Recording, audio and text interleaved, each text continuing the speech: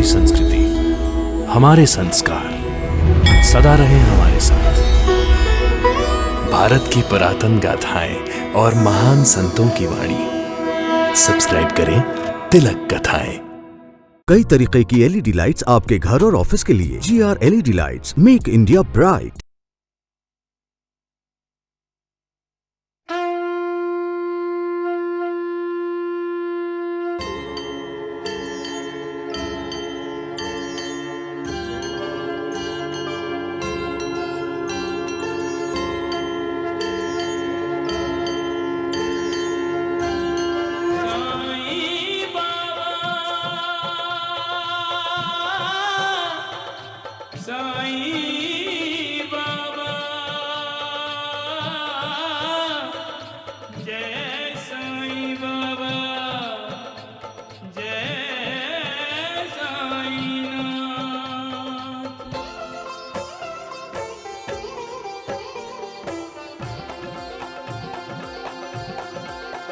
साईं राम साईं श्याम दुख भंजन तेरु नाम।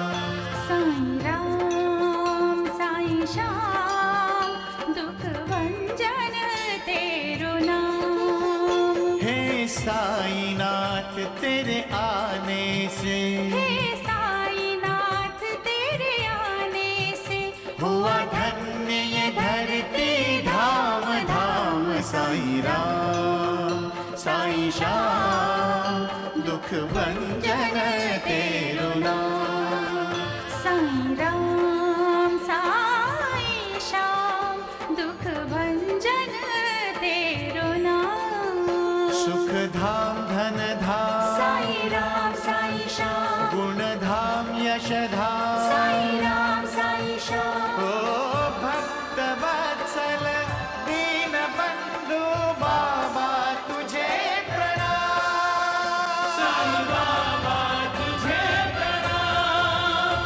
साईं बाबा तुझे प्रणाम।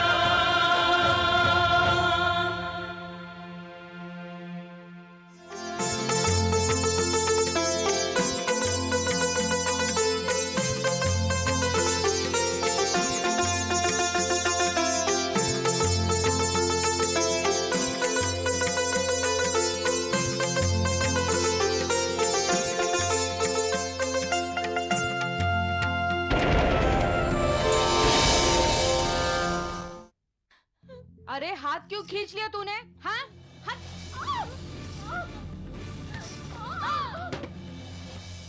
आप तो अनहोनी को होनी कर सकते हैं साईं बाबा, और आप हैं भी कृपालु। इन दोनों पर अपनी कृपा कीजिए और इन्हें संतान सुख दीजिए। शिरडी के साईं बाबा को नमस्कार करो, वो ही विठोबा हैं और उन्होंने तो स्वयं तुम्हें बुलाया है। मैं शिरडी वाले साईं बाबा के पास क्यों जाऊं? मेरे सद्गुरु श्री वामन शास्त्री जो हैं। दर्शन हो गए साईं बाबा के? यूं समझो कि भगवान के दर्शन हो गए। पार्वती, पार्वती, माँ भैया आ गए। पार्वती,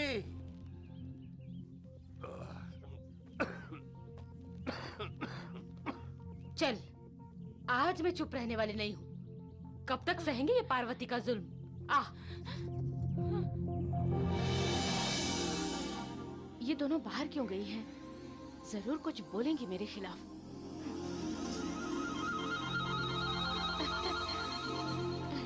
ये लीजिए।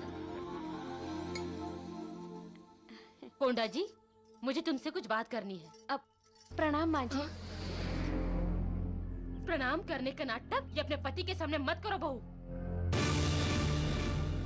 उसके पीछे से जो बात बात पर हमें सुनाती रहती हो वो बताओ उसे। ये क्यों बताएगी? मैं बताती हूँ।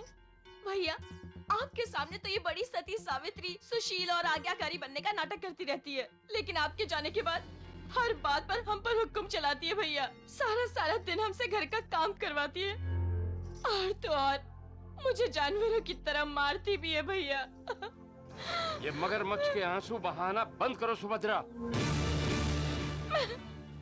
मैं सब समझता हूँ। शकुंतला को घर से बाहर निकालकर तुम्हारा मन नहीं भरा जब पार्वती के पीछे पड़ी हो। तो हम क्या झूठ बोल रहे हैं? सच झूठ तुम जानो। मैं एक बात साफ कह देना चाहता हूँ, मैं पार्वती के खिलाफ कुछ भी सुनना नहीं चाहता।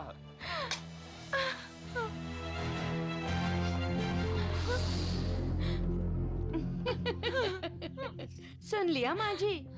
अब तो आपको यकीन आ गया ना कि आपके बेटे को आपकी बातों पर बिल्कुल भरोसा नहीं रहा। अब मैं जो बोलूंगी वही सच होगा और आप दोनों भी वही करोगी जो मैं करने के लिए कहूंगी। अब जल्दी से जाओ और अपने बेटे और बहू के लिए गर्मा गर्म खाना तैयार करो। जाओ। हटो।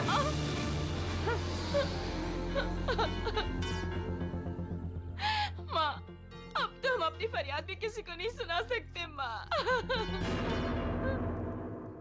अपने अपने कर्मों का फल हर इंसान को भुगतना ही पड़ता है।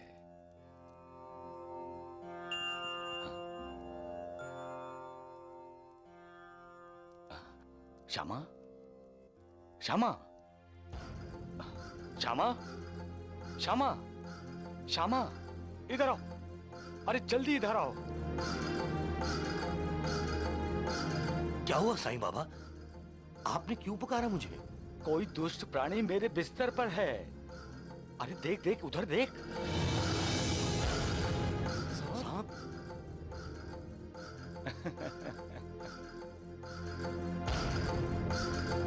अरे श्यामा, देख क्या रहे हो? जाओ भगाओ उसे। अरे जाओ।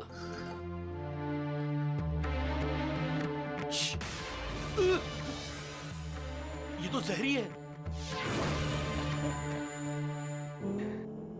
पिछले जन्म में मनुष्य योनि में थे।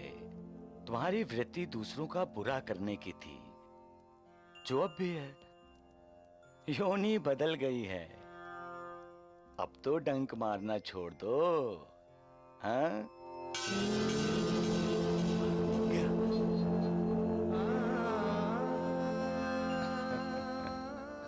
आपकी चादर में जहरीला सांप था साईं बाबा, और आप हंस रहे हैं।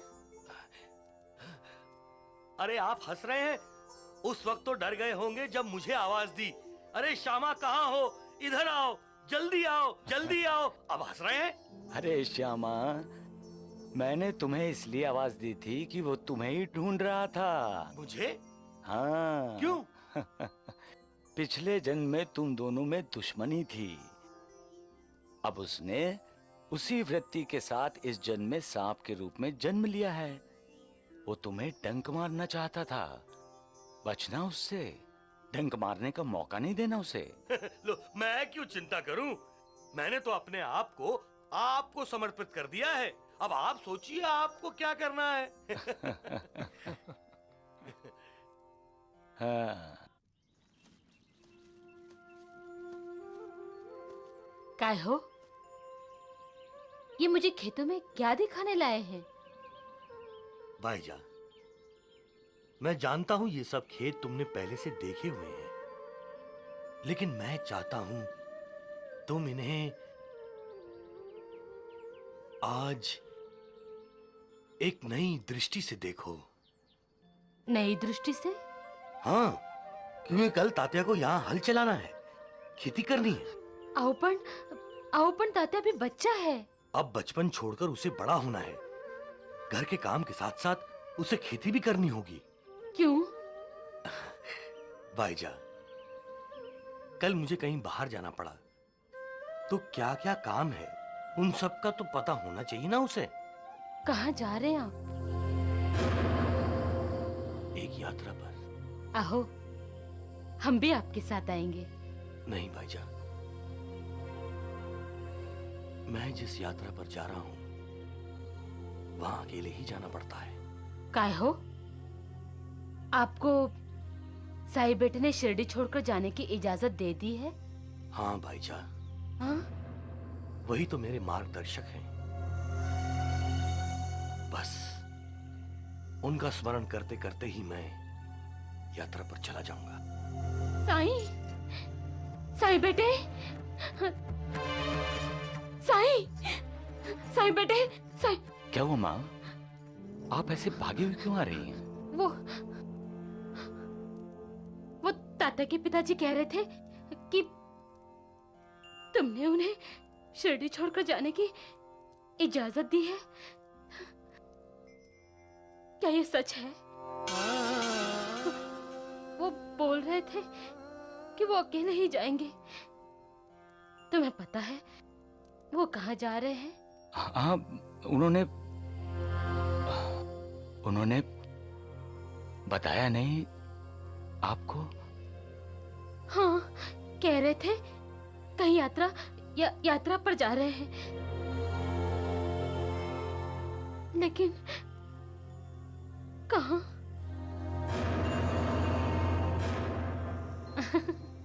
अगो बाई, मी पण किती वेडी है। सचमुच में पागल हूँ। मैंने ये भी ध्यान नहीं दिया कि तुमने उन्हें इजाजत दी है। वेडी। अगर तुमने उन्हें इजाजत दी है तो डर किस बात का है?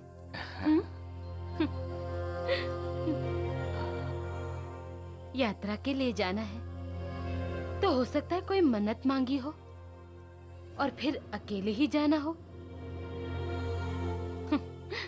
अगर उन्हें खतरा होता तो क्या तुम उन्हें जाने देते? नहीं ना? साई बेटे, तुम्हारा आशीर्वाद तो हर पल उनके साथ रहता है। हाँ, तो फिर कोई डर नहीं, कोई डर नहीं। कुछ नहीं होगा उन्हें, किसी बात का डर नहीं, कुछ नहीं होगा उन्हें। हाँ, माँ, कुछ नहीं होगा उन्हें। हाँ, कुछ नहीं होगा, कुछ नहीं होगा उन्हें, कुछ नहीं होगा, कुछ नहीं होगा उन्हें।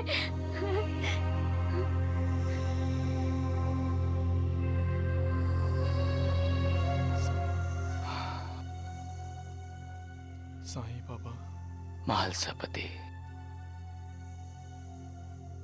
आज मैं पहली बार अपने आप को माँ के सामने कमजोर पा रहा था। ये नाजुक रिश्ते ही इंसान को कमजोर बना देते हैं।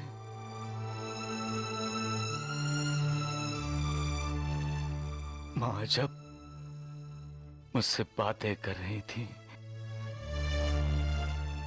तब मैं सोच रहा था कि कैसे बताऊं माँ को कि गोते पाटिल अब अपने जीवन के अंतिम सत्य की महायात्रा की ओर जाने वाले हैं, क्योंकि इस यात्रा में इंसान को अकेले ही जाना पड़ता है। कोई साथ नहीं जाता, कोई साथ नहीं जाता, नहीं जाता।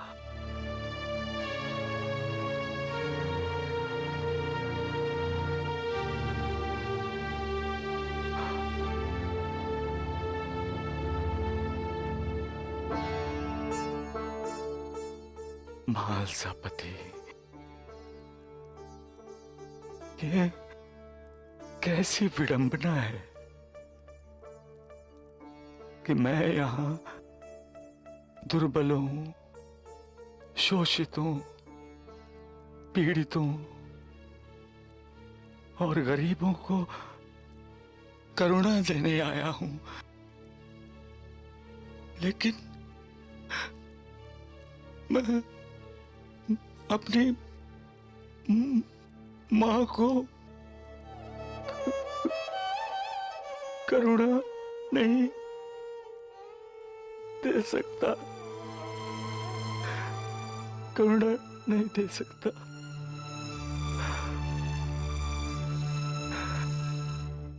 सबका मालिक एक है। दासगणों, साईं बाबा के शिरडी का वर्णन निष्ठा पूर्वक श्रवण करने से भक्तों के पाप नष्ट होते हैं। ये मोक्ष प्राप्ति का सबसे सरल साधन है। नाना साहेब, सतयुग में शम तथा दम, त्रेता युग में त्याग, द्वापर युग में पूजन और कलयुग में भगवान कीर्तन ही मोक्ष का साधन है। इसीलिए मैं हरि कीर्तन करता रहता हूं। साईं बाबा का कीर्तन करो दासगनु, साईं बाबा का। आपकी जिह्वा तो शिरडी के साईं बाबा का कीर्तन करते हुए थकती ही नहीं है।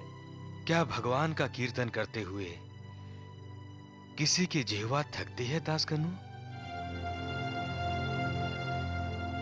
साईं बाबा अंतर्यामी है, वो सब जानते हैं। जिस प्रकार संत ज्ञानेश्वर ने आनंदी का और संत एकनाथ ने पैठण का महत्व बढ़ा दिया, उसी प्रकार साईं बाबा ने शिरडी का महत्व बढ़ा दिया। साईं बाबा की वजह से शिरडी, पंढरपुर, जगन्नाथपुरी, द्वारिका, काशी, महाकालेश्वर तथा गोकर्ण महिबलेश्वर बन गई है। नाना साहेब, क्षमा चाहता हूं। मेरा तीर्थ क्षेत्र सदगुरु श्री वामन शास्त्री के चरणों में है। मैंने गोली बुआ को भी कह दिया है कि मैं शिरडी नहीं जाऊंगा, नहीं जाऊंगा। तुम चाहे कितना भी इनकार करो दासगणु, शिरडी तो तुम्हें आना ही पड़ेगा। यही तुम्हारा तीर्थ क्षेत्र है और यही तुम्हारा पंढरपुर है। साईं बाबा ने सिर्फ हमें ही नहीं, चल अचल, सजीव निर्जीव, चरिंद परिंद सबको पागल बना रखा है। अब साईं बाबा के बिना हमारा जीवन ही व्यर्थ है। उनके दर्शन नहीं होते तो लगता है हमने कोई पाप किया है। मैं भी जब नासिक से चाय की पत्ती लेकर आता हूँ तो सबसे पहले साईं बाबा के चरणों में रखता हूँ। वो उसको हाथ लगाते हैं, तब मैं अपनी दुकान पर लेके जाता हूँ। माधवराव जी, मैंने सुना है साईं बाबा ने आपको सर्प के बारे में सावधान किया है। मजाक मजाक है। साईं बाबा हमेशा मेरे साथ मजाक किया करते हैं। लेकिन ये तो आप भी जानते हैं माधवराव जी कि साईं बाबा कभी असत्य वचन नहीं बोलते। उनके मुख से निकला हर शब्द सत्य होता है। और अगर उन्होंने मजाक भी किया है तो आपको संभल कर रहना चाहिए। हम तो शिरडी पहुंच रहे हैं सगुन। अब सांप को मौका कहाँ मिलने वाला है। साईं बाबा, साईं बाबा, साईं बाबा। माधवराव जी, माधवराव जी होश में आइए, होश में आइए माधवराव जी। साईं बाबा, अब तो आप ही माधवराव जी को बचा सकते हैं। चलो। वैद जी, ये सगुण नायक माधवराव जी को लिए कहाँ जा रहा है? ना जाने क्या हो गया है इसे। माँ, क्या हुआ माधवराव जी को? माँ, वो गुरुजी को सांप ने काटा है। क्या? हाँ, सांप ने काटा है? अरे बाप रे। शायद उन्हें मालूम नहीं, वैद जी तो यहाँ है। हाँ। अरे राम राम राम, अरे कहाँ लेकर जा रहे हो इन्हें सगुन? अरे जल्दी से इन्हें पेड़ के नीचे बिठा दो। हाँ, पहले मैं जहर को फैलने से रोकता हूँ। लेकिन वैद जी, इनकी हालत देखिए, जहर तो फैल चुका है। मेरी जैसी भी हालत है सगुन। सगुन नायक, मुझे जल्दी से द्वारका माई ले चलो। अब जो भी करेंगे साईं बाबा ही करेंगे। कोई कितना भी दुखी और पीड़ित क्यों ना हो, जैसे ही वो द्वारका माई की सीढ़ियों पर कदम रखता है, उसका दुख, उसकी पीड़ा दूर हो जाती है। अरे कहाँ सुनो, अरे रुको, रुको, रुको। राम राम। वैद्य जी, माधवराव देश पांडे तो गया साईं बाबा के पास। अगर ऐसा ही रहा ना तो आपकी दुकान बंद हो जाएगी। अरे चुप करो मूर्खों, देखता हूँ कौन मेरी दुकान बंद करता है। कहाँ जा रहे हैं? अरे द्वारिका माई में। क्यों? अरे उस माधवराव पर उस ढोंगी साईं का असर नहीं चला तो उसका इलाज करेगा कौन? क्या? हाँ, वैद्य कुलकर्णी। सत्यानाश हो जाए उस ढोंगी का। साईं बाबा, साईं बाबा, साईं बाबा। क्या हुआ? ऐसे क्यों पकड़ा है माधवराव जी को? इन्हें सांप ने काटा है मालसापति।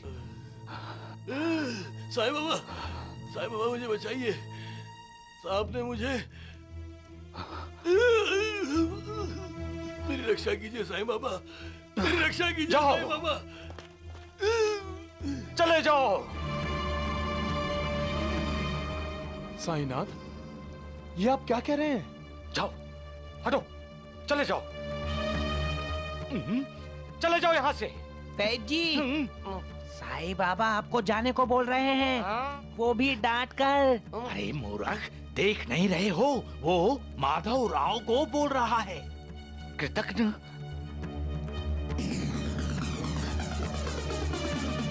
इशारा किया था ना मैंने तुम्हें, फिर भी नहीं माने। अब भुगतो तुम। जाओ, चले जाओ यहाँ से, चले जाओ। साईं बाबा, क्यों आप इस तरह माधवराव जी को ठुकरा रहे हैं? आप तो हमेशा कहते हैं साईं बाबा कि जो कोई द्वारका माई की सीढ़ियों पर पैर रखता है उसके सारे दुख दर्द दूर हो जाते हैं।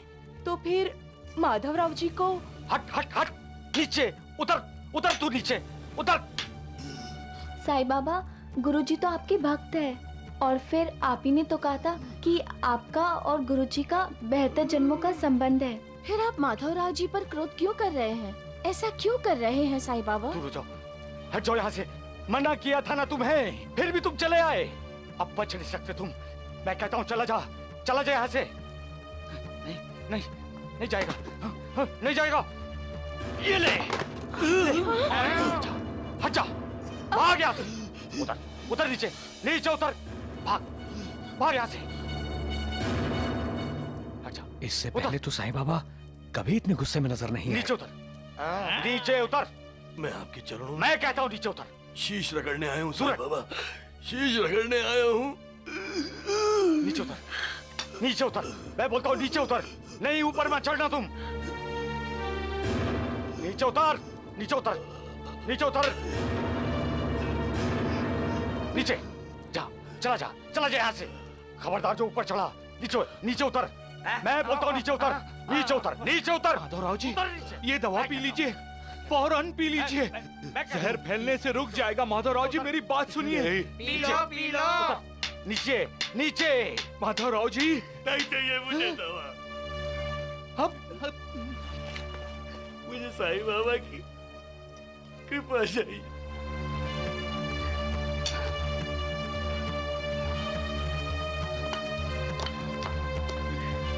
का आशीर्वाद चाहिए। साईं बाबा को मुझे बचाना होगा, मुझे बचाइए,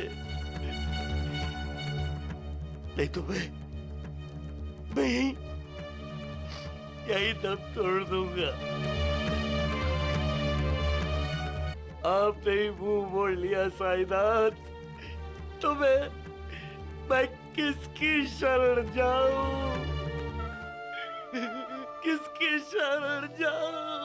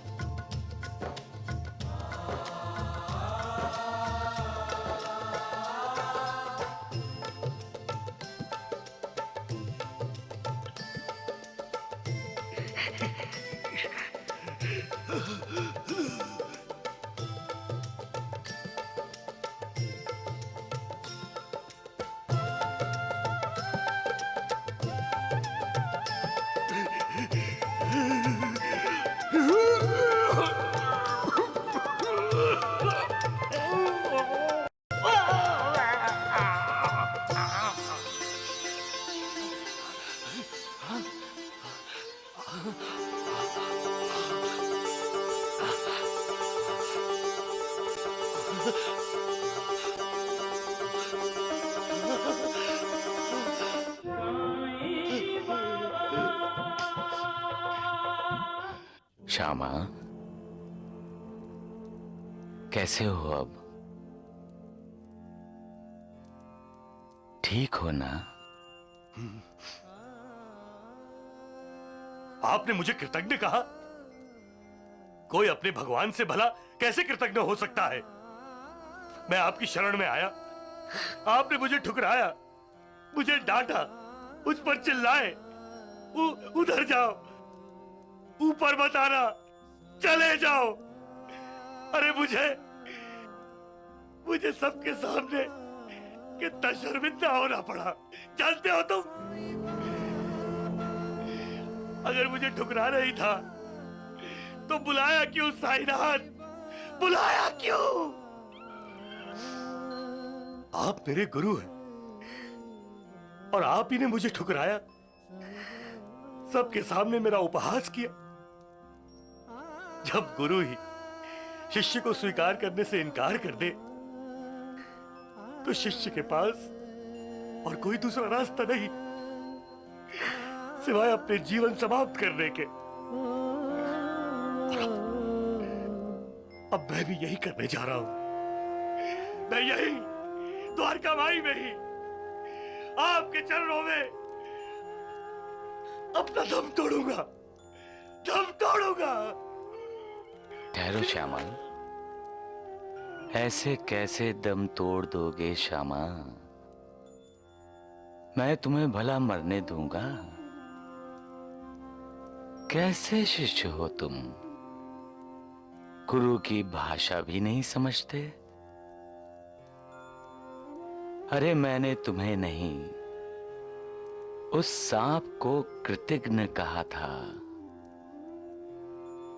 पिछले जन्म में तुमने उस पर बहुत उपकार किया था, फिर भी उसने इस जन्म में तुम्हें डंक मारा। क्या वो कृतज्ञ नहीं था? लेकिन बाबा, आपने गुरुजी को सीढ़ियां क्यों नहीं चढ़ने दी? मैंने नहीं तो? लक्ष्मी बेटी, तुम्हारे गुरुजी तो मेरे श्यामा हैं। श्यामा, ये मुझे डांट भी सकता है, इसकी डांट मुझे प्यारी लगेगी, बहुत प्यारी लगेगी। मैं भला सीढ़ी चढ़ने से कैसे रोक सकता हूँ लक्ष्मी बेटी? लेकिन आपने रोका। साईं बाबा, आपने कहा ऊपर मत चढ़ो, नीचे उतरो, उतरो नीचे। अच्छा अच्छा अच्छा, वो तो मैंने सांप के जहर को उतारने के लिए कहा था। नीचे उतरो और नीचे उतरो, उतरो और नीचे।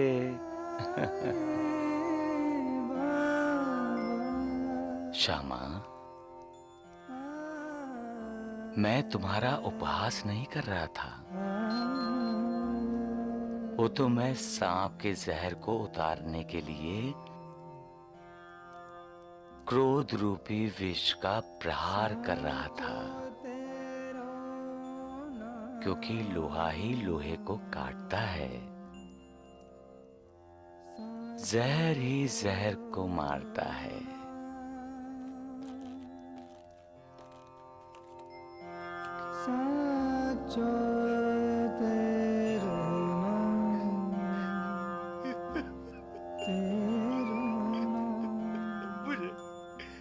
मुझे माफ कर दीजिए साईं बाबा।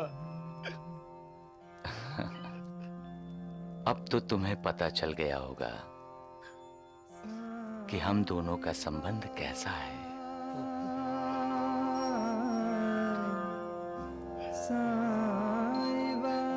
श्यामा,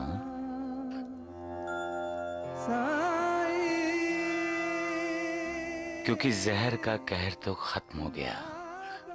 और हाँ, लेटना मत, चलते रहना, टहलते रहना, ताकि नींद ना आए। नींद आए तब भी मत सोना। मुझ पर विश्वास रखो और अपनी सारी चिंताएं त्याग दो। जो आज्ञा साईं बाबा, जो आज्ञा।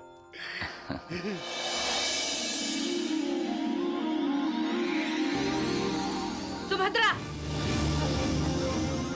जी भाभी। पानी गर्म हुआ कि नहीं? हो गया, अभी लाती हूँ। जी करता है उस चुड़ैल को इसी गर्म पानी से जला दूं।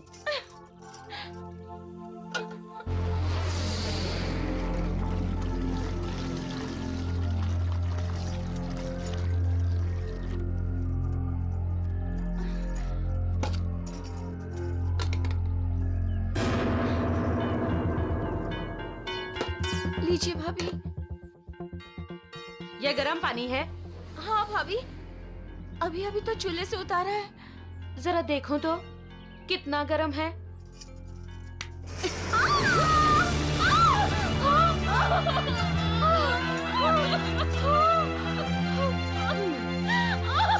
ये क्या किया तूने बहू? सजा दी है मेरे पति को मेरे खिलाफ भड़काने की कोशिश करने की। दोबारा भड़काया तो पानी से नहीं, जलती हुई लकड़ी से जला डालूंगी।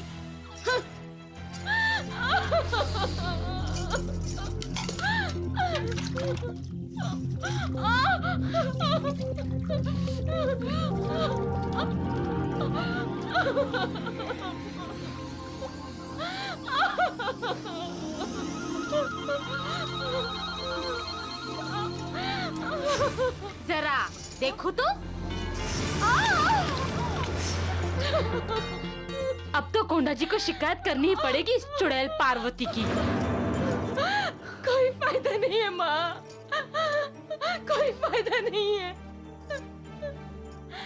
हमने जो जो तकलीफें शकुंतला भाभी को दी है, आज हम वही सब भुगत रहे हैं माँ, है ना माँ? हाँ बेटी, सच कहते हैं, जो बोएगा वही काटेगा। मनुष्य जन्म अति दुर्लभ है। बिना शुभ कर्मों के जीवात्मा को मनुष्य जन्म प्राप्त नहीं होता। अतः उसे दूसरों की निंदा करने में अथवा दूसरों से घृणा करने में व्यर्थ न गंवाकर ईश्वर की आराधना में लगा दो। हर किसी का आदर करो, अनादर नहीं। हर किसी को प्रेम दो, नफरत नहीं। प्यासे को पानी पिलाओ, भूखे को खाना खिलाओ, नंगे को वस्त्र दो, तो ईश्वर तुम पर कृपा करेंगे।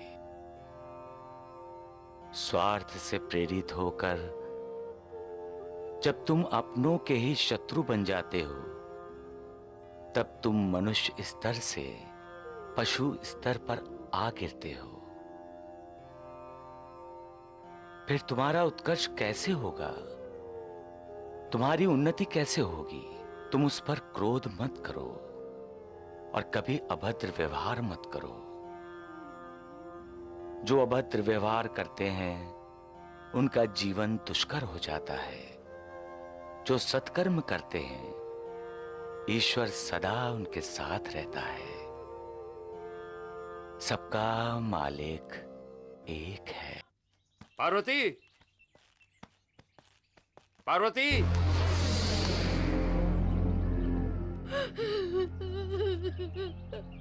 रो क्यों रही हो? ये क्या हुआ? देखिए ना, मां जी ने मेरा हाथ गर्म पानी में डुबो दिया। माँ! अरे अच्छा हुआ कोंडा जी बेटा, तुम जल्दी आ गए। देख देख तेरी लाडली पत्नी की करतूत किस तरह से सुभद्रा का हाथ जला दिया गर्म पानी से। बहुत हो गया। अपनी की गई हरकत को छुपाने के लिए पार्वती पर झूठा इल्जाम लगा रही हो। कोटा जी, पहले भी शकुंतला के साथ तुमने यही किया था और आज फिर ये झूठ है भैया। तुम दोनों झूठ बोल रही हो। एक बात याद रखो माँ, अब अगर पार्वती को जरा भी तकलीफ दी तो मैं इस घर के 2 हिस्से कर दूंगा। एक में तुम और सुभद्रा रहोगी और दूसरे में मैं और पार्वती। और इसके बाद हमारा रिश्ता खत्म।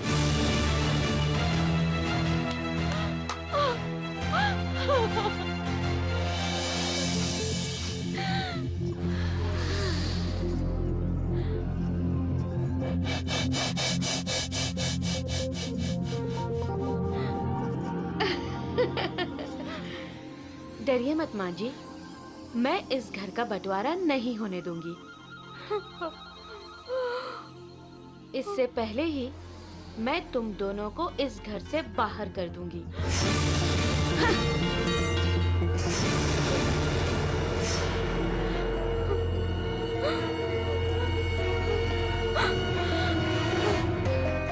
आप वेद शास्त्र पढ़े जरूर हैं शास्त्री जी, लेकिन हम निर्गुण और निराकार भगवान में नहीं हैं, बल्कि सगुण और साकार भगवान में विश्वास करते हैं। यही तो आपकी भूल है। परमेश्वर निराकार है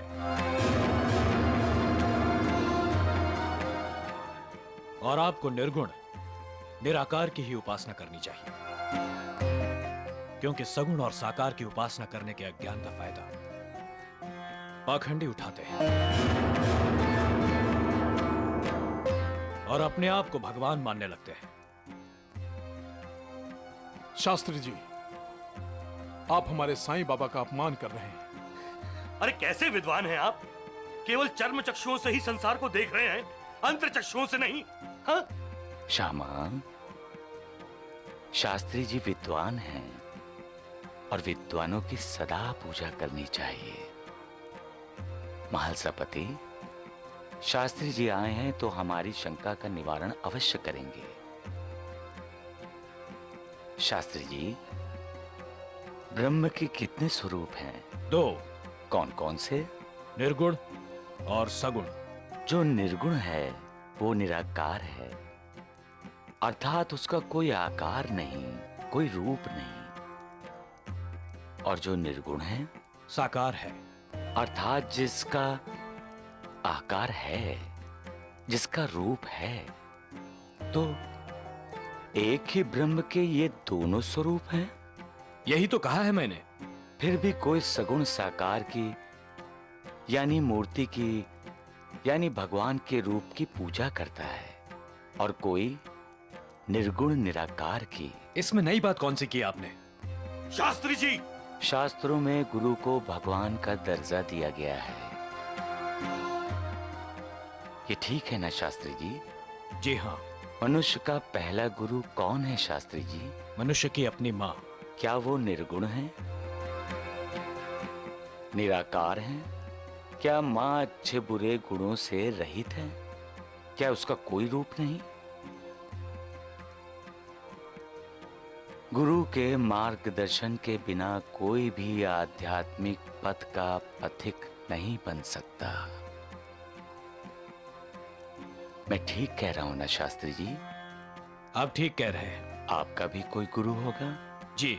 क्या वो निर्गुण है, निराकार हैं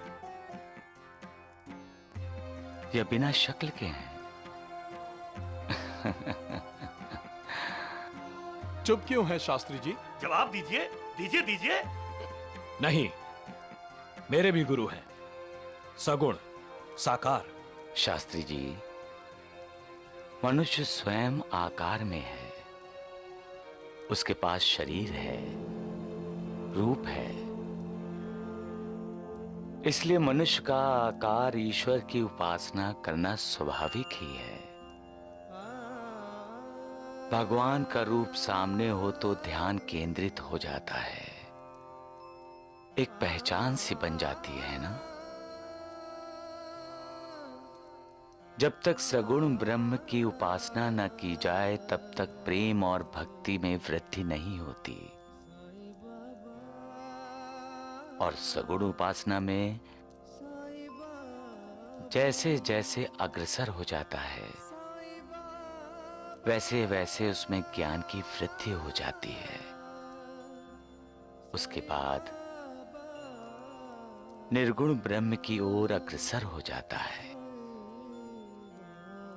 इसलिए सगुण उपासना से ही श्री गणेश किया जाता है। अगर आप अपने मन की आंखों से देखेंगे तब आपको विश्वास होगा कि खुद साईं बाबा सगुण साकार भी हैं और निर्गुण निराकार भी। आपने मेरी आंखें खोल दी, मेरे अहंकार को मिटा दिया है। मैंने आप पर संदेह की उंगली उठाई। मेरी इस दृष्टता को क्षमा कीजिए। मैं आपकी शरण में आया हूं, मेरा प्रणाम स्वीकार कीजिए, प्रणाम स्वीकार कीजिए।